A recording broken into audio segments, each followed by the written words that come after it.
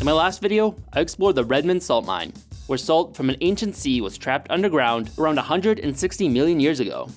But Utah has many other sources of salt.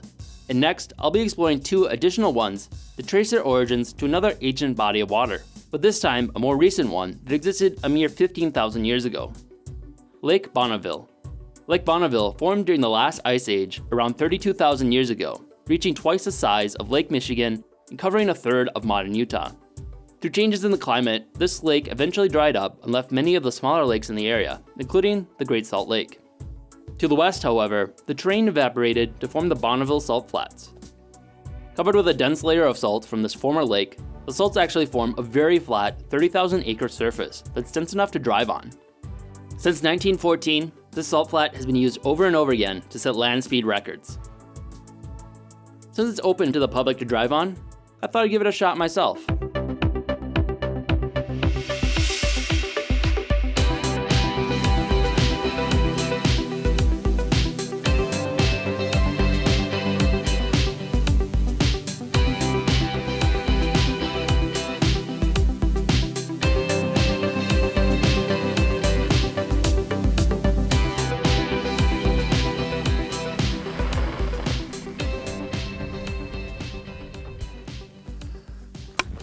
I'm here at the Bonneville Salt Flats. Just got to drive my car out on the field. Set a new high-speed record, probably.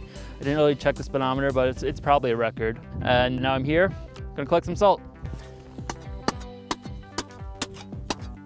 So it looks like it's just a ½ inch of salt on the top, and below that is just regular mud. So just gonna take this top surface.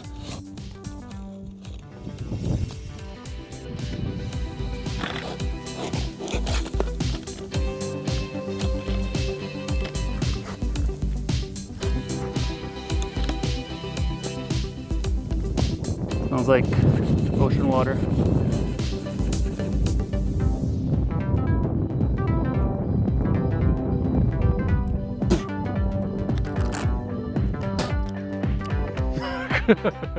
That was a waste of time.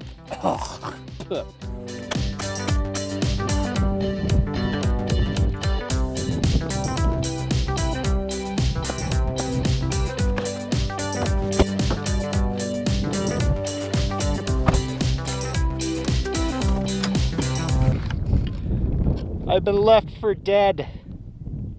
Have no one around me.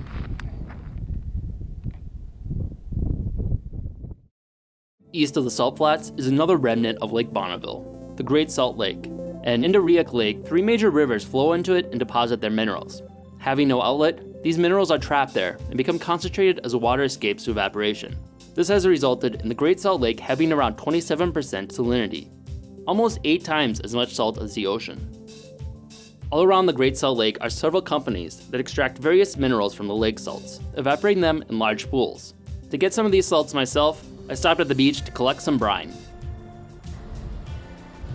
This is the most disgusting beach I've ever been on. There are bugs everywhere.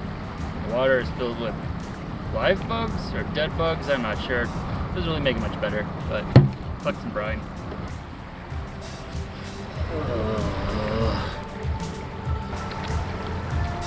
At least the water's warm.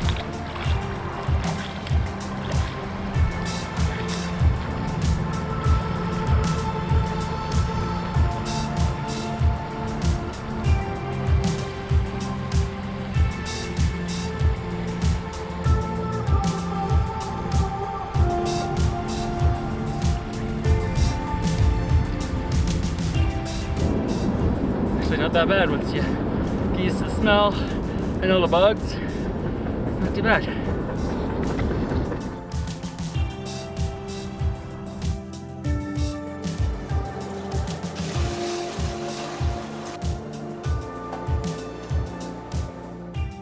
After boiling the brine overnight, I produced a large supply of salt. Compared to the ocean water boiled previously, as expected, this batch yielded a lot more. Together, this now yields me with 3 additional sources of salt, in addition to my original Pacific Ocean salt. As I previously mentioned, salt was one of the most difficult ingredients for me to source when I originally attempted to make a sandwich from scratch. The main reason being that my home state of Minnesota has no natural sources of salt. Or so I thought. I just recently learned that this is actually false. As of the over 10,000 lakes in Minnesota, there's in fact exactly one salt lake here. Aptly named Salt Lake, it is a small lake situated on the Minnesota-South Dakota border. Although it's only 1/3 as salty as ocean water, it still bounds above all the other freshwater sources in Minnesota. This means I could have potentially made my sandwich for a little bit cheaper. It marks a place I'm definitely going to need to check out in the future.